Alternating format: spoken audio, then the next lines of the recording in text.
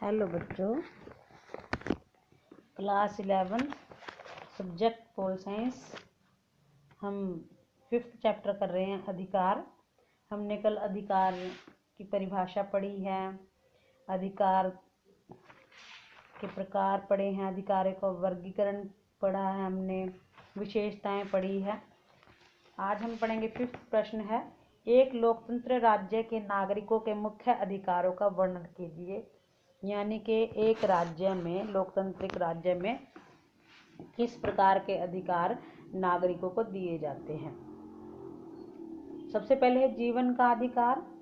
जीवन का अधिकार सबसे महत्वपूर्ण है, क्योंकि अगर ये अधिकार नहीं होगा तो अन्य अधिकारों का फायदा ही नहीं है, कोई व्यर्थ है सभी। तो क्योंकि जिस मनुष्य का जीवन ही सुरक्षित नहीं है तो उसके सामने और अधिकारों का क्या महत्व रह जाता है। तो वह किसी प्रकार की उन्नति ही नहीं कर सकता जब उसका जीवन सुरक्षित नहीं है। शिक्षा का अधिकार चाहिए। एक मनुष्य को अपना विकास करने के लिए, व्यक्तित्व का विकास करने के लिए शिक्षा का अधिकार भी आवश्यक है, और भारत के संविधान में ये नागरिकों को शिक्षा का अधिकार दिया गया है। संपत्ति का अधिकार। संपत्ति का अधिकार मनुष्य के विकास के लिए बहुत ही आवश्यक है। इसका मतलब है कि मनुष्य संपत्ति खरीद सकता है, बेच सकता है, और संपत्ति जिसे चाहे दे सकता है। यह उसे पैतृक संपत्ति रखने का भी अधिकार है। भाषण देने, विचार प्रकट करने की स्वतंत्रता का अधिकार। मनुष्य विचारों को प्रकट करने का अधिकार रखता है। मनुष्य अपने विचारों को भाषण के द्वारा अथवा समाचार पत्रों में लेख लिखकर प्रकट करता है। शांतिपूर्वक इकट्ठे होने तथा संस्थाएं बनाने का अधिकार भी नागरिक को मिलना चाहिए, और उसके पास भारत में यह अधिकार है, दिया गया है। मनुष्य भाषण देने के अधिकार का तभी प्रयोग कर सकता है जब उसे इकट्ठा होने की स्वतंत्रता प्राप्त हो, लेकिन यह जो है इकट्ठे होने की स्वतंत्रता उसे तभी प्राप्त है जब वह स्वतंत्र शांतिपूर्वक इकट्ठे हो सके, बिना हथियार के इकट्ठे हो सके। परिवार का अधिकार भी मनुष्य के पास होना चाहिए, और मनुष्य को परिवार बनाने का अधिकार है।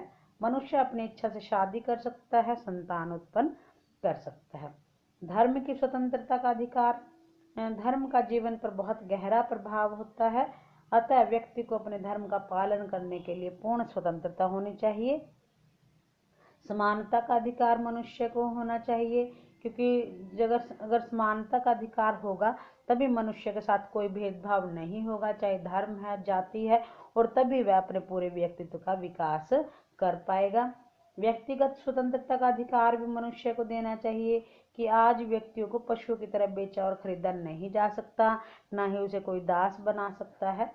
देश के अंदर घूमने फिरने की स्वतंत्रता का अधिकार। नागरिक को एक देश से दूसरे देश में घूमने की स्वतंत्रता है। नागरिक चाहे पूरे देश में कहीं पर भी घूम फिर सकता है, ये स्वतंत्रता के अधिकार में उसको शामिल किया जाता है। संस्कृति की स्वतंत्रता का अधिकार। मनुष्य जिस भी संस्कृति में, नागरिक जिस भी संस्कृति में विश्वास रखता है उसे यह स्वतंत्रता होनी चाहिए, वे किसी भी प्रकार की संस्कृति को अपना सकता है, उसका प्रचार प्रसार भी कर सकता है। व्यापार तथा व्यवसाय की स्वतंत्रता का अधिकार। प्रत्येक नागरिक को अपनी इच्छा के अनुसार व्यापार करने और व्यवसाय करने की स्वतंत्रता का अधिकार होता है। वह अपनी आजीविका को कमाने के लिए किसी प्रकार भी अपना व्यवसाय कर सकता है, कहीं पर जाकर भी कर सकता है, ये भी अधिकार है उसे। नेक्स्ट है, अधिकार किसे कहते हैं। आधुनिक नागरिक के राजनीतिक अधिकार क्या है, ये हमने पढ़ना है। देखिए, राजनीतिक अधिकार बहुत ही महत्वपूर्ण है। इसके द्वारा नागरिक शासन में भाग ले सकता है, देश की राजनीति में भाग ले सकता है। सबसे पहले मत देने का अधिकार। जो मत देने का अधिकार है, इसका मतलब है कि वह अपने मत के द्वारा अपनी इच्छा से अपने मनपसंद प्रतिनिधियों को चुन सकता है और संसद में भेज सकता है। प्रतिनिधियों के चुनने के अधिकार को ही मत का अधिकार कहा जाता है। सभी नागरिकों को मत देने का अधिकार नहीं दिया जाता, इसके लिए एक आयु निश्चित होती है। हमारे भारतवर्ष में 18 वर्ष या उससे अधिक आयु है जिसकी, उसको मत देने का अधिकार है। इंग्लैंड था, रूस में भी यह आयु 18 वर्ष है। चुनाव लड़ने का अधिकार। प्रजातंत्र में नागरिक को मत देने का अधिकार ही प्राप्त नहीं होता, बल्कि वह चुनाव भी लड़ सकता है। नागरिक नगर पालिका, विधानसभा, संसद तथा दूसरी निर्वाचित संस्थाओं का चुनाव लड़ सकता है। चुनाव लड़ने के लिए आयु निश्चित होती है और भारतवर्ष में लोकसभा का चुनाव लड़ने के लिए 25 वर्ष और राज्यसभा का चुनाव लड़ने के लिए 30 वर्ष की आयु निर्धारित की गई है। सरकारी पद प्राप्त करने का अधिकार भी है मनुष्य को। प्रजातंत्र में नागरिकों को सरकारी का पद प्राप्त करने का अधिकार होता है। साधारणतः सरकारी नौकरी नागरिकों को ही दी जाती है, परंतु कई बार कुछ ऐसे हालात हो जाते हैं कि विदेशियों को भी सरकारी नौकरी दी जाती है। नियुक्ति के समय किसी के साथ कोई भेदभाव नहीं किया जा सकता, चाहे वह किसी भी जाति का हो, किसी भी रंग का हो, किसी भी धर्म का हो, तो कोई भी अपनी योग्यता के अनुसार उसको सरकारी पद प्राप्त हो सकता है। आवेदन पत्र देने का अधिकार। प्रजातंत्र में सरकार को जनता का नौकर माना जाता है। सरकार का क्या काम है कि वह जनता के दुखों को दूर करे। तो अगर नागरिकों को कोई अपना दुख है, किसी प्रकार का कोई कष्ट है, तो वह सरकार को आवेदन पत्र दे सकता है, वह अपनी समस्या सरकार तक पहुंचा सकता है।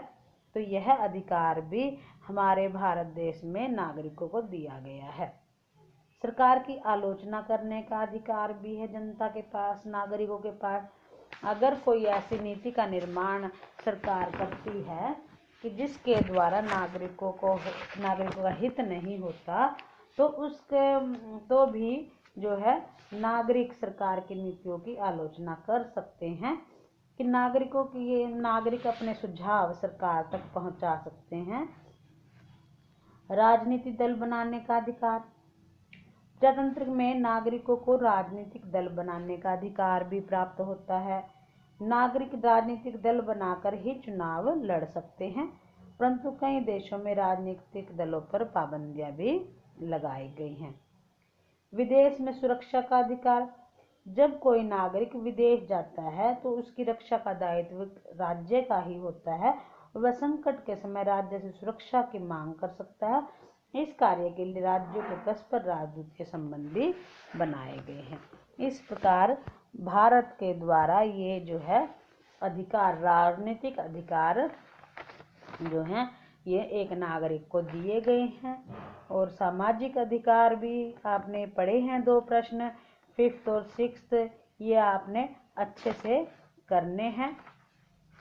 इसमें कुछ जो है शॉर्ट आंसर भी आ जाते हैं, जैसे अधिकार किसे कहते हैं, अधिकार की मुख्य विशेषताएं, प्राकृतिक अधिकार, व्यक्ति को प्राप्त जो है 4 अधिकार कोई भी लिखिए, फिर 4 राजनीतिक अधिकार, यानी कि आपके 7 प्रश्न जो है इसमें शॉर्ट आंसर में आ गए हैं। साथ साथ ये भी आपको रीड जरूर करने हैं।